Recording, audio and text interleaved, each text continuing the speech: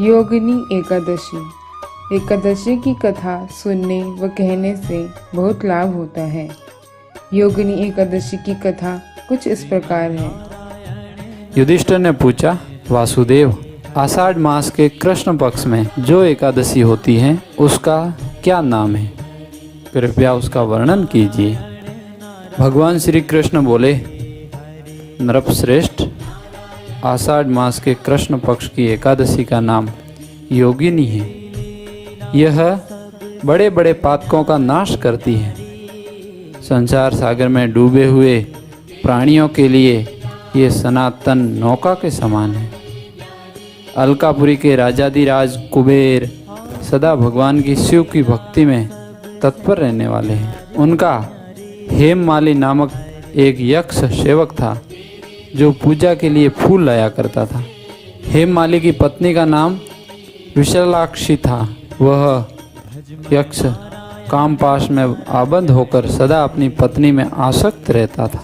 एक दिन हेममाली मानसरोवर से फूल लाकर अपने घर में ही ठहर गया और पत्नी के प्रेम पाश में खोया रह गया। अतः कुबेर के भवन में ना जा सका।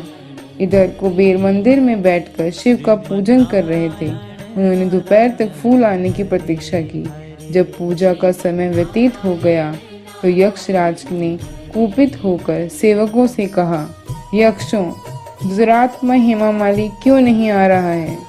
यक्षों ने कहा, राजन, वह तो पत्नी की कामना में आसक्त होकर घर में ही रमण कर रहा है।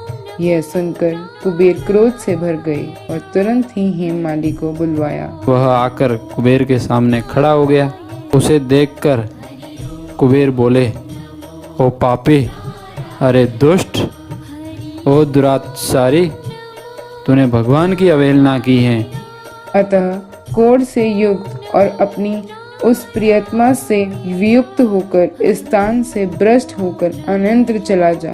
कुबेर के ऐसा कहने पर वह उस स्थान से नीचे गिर गया।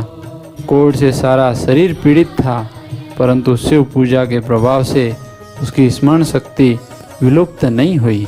तदंतर वह पर्वतों में श्रेष्ठ मेरुगिरी के शिखर पर गया। वहाँ पर मुनिवर मार्कंडेय जी का उसे दर्शन हुआ। पाप कर्म यक्ष ने मुनि के चरणों में प्रणाम किया। मुनिवर मार्कंडेय ने उसे भय से कांपते देखा। कहा, तुझे कोढ़ के रोग ने कैसे दबा लिया? यक्ष बोला, मुने, मैं कुबेर का अनुचर हेममाली हूँ। मैं प्रतिदिन मानसरोवर से फूल लाकर शिव पूजा के समय कुबेर को दिया करता था। एक दिन पत्नी सहवास के सुख में फंस जाने के कारण मुझे समय का ज्ञान ही नहीं रहा।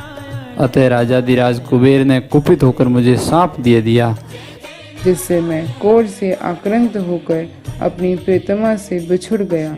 मुनि श्रेष्ठ, संतों का चित्त स्वभावत परोपकार में लगा रहता है।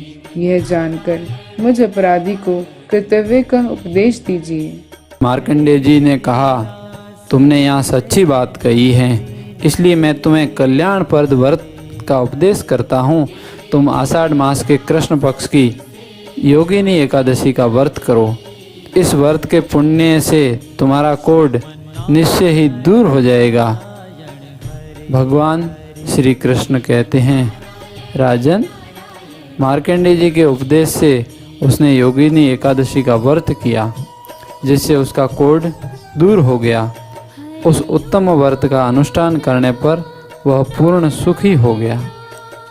नृपश्रेष्ठ, ये योगिनी का व्रत ऐसा पुण्यदायी है कि 88,000 ब्राह्मणों को भोजन कराने से जो फल मिलता है, वही फल योगिनी एकादशी का व्रत करने वाले मनुष्य को मिलता है। योगिनी महान पापों को शांत करने वाली और महान पुण्य फल देने वाली है। इस महात्म्य को पढ़ने और सुनने से मनुष्य सब पापों से मुक्त हो जाता है।